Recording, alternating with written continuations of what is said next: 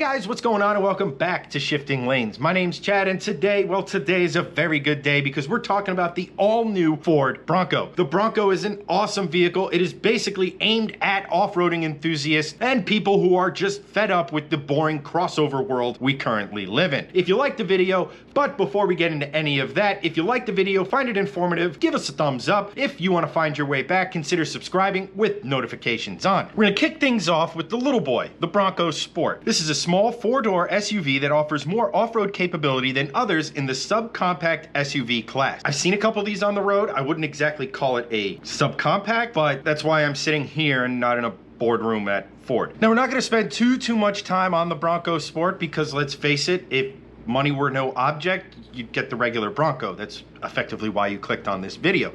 However, you do get two engine options, a 1.5 liter EcoBoost 3-cylinder engine that makes a meaty 190 foot-pounds of torque at 3,000 RPM and 181 horsepower at 6,000 RPM. You can opt for the 2 liter EcoBoost 4-cylinder engine with auto start-stop technology at 245 horsepower and 275 foot-pounds of torque. Suspension up front has an independent McPherson strut type with coil springs, a stabilizer bar, and twin-tube hydraulic gas pressurized shocks. In the back, you have independent double lateral link semi-trailing arms with coil springs, another stabilizer bar, and a monotube hydraulic gas pressurized shock. If you want a little bit more capability, there is an optional suspension package that will give you a little bit more than the standard system. Overall, if you're tired of small, boring SUVs, you want something that stands out, you want something that's a bit different, a throwback to when SUVs were off-road vehicles and not solely supermarket runabout. The Bronco Sport reminds us that there is an S in SUV, and it stands for sport. It should be your choice if you want something other than the regular crossover. On to the big boy. That is Ford's brand new Bronco.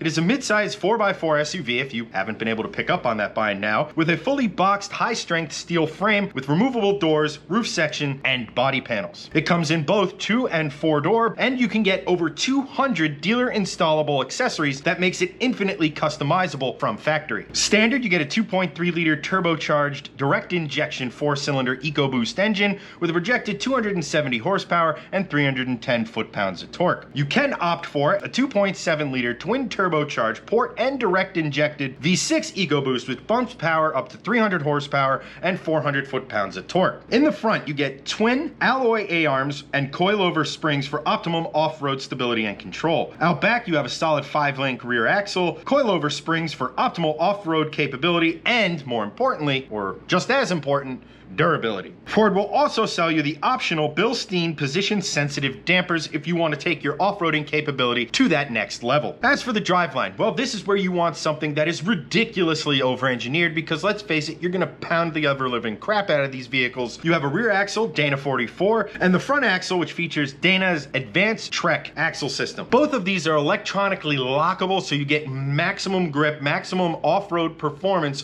when you need it. Other systems or other traction control systems that are off-road capable utilize more of the brakes to stop wheel spin. These locking differentials, you have the grip when you want it, whether you're on a rock, whether you're in the dirt, mud, whatever off-road situation you find yourself in, these are going to be able to handle it. Overall, the brand new Bronco is an extremely serious factory off-roader. Do you really need all of this for a vehicle you're most likely going to keep on the road 95% of the time? No. Do you want it?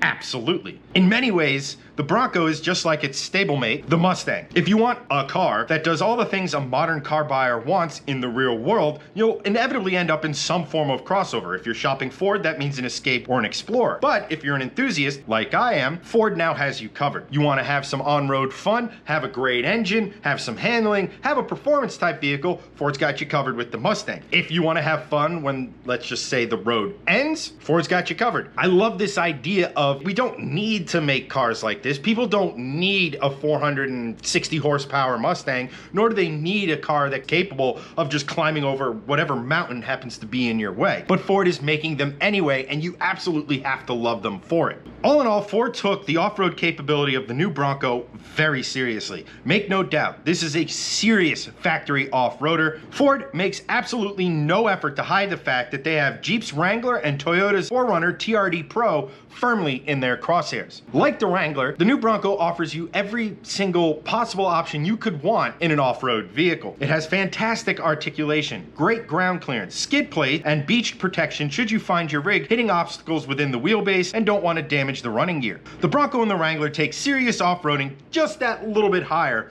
than, say, the 4Runner TRD Pro from Toyota. Which one of these off-roaders should you buy? Well, if you want the granddaddy, the off-roader that's been with us the longest with damn near a century of research, development, tried and true parts, engines, reliability, etc., basically the vehicle that has been doing it the longest uninterrupted, well then you're gonna end up in the Wrangler. If you want a pretty comfortable on-road ride and some pretty serious off-road capability, well then the 4Runner is for you. Another benefit to the 4Runner TRD Pro is that it is an absolute bargain when compared to the other vehicles we're talking about. The brand new Wrangler with the V8 starts at $73,000. That is a massive amount of money for a Wrangler. $73,000. That is insane. And the Bronco still tops out north of $60,000. We're not talking about cheap vehicles here. However, the TRD Pro 4Runner, that's about $50,000 to $55,000. That is a significant chunk of money to save on a vehicle that has almost as much off-road cred and a much better ride on the road. All of that being said, if you're the type of person who wants the new, badass looks and the kit to back it up, well then there's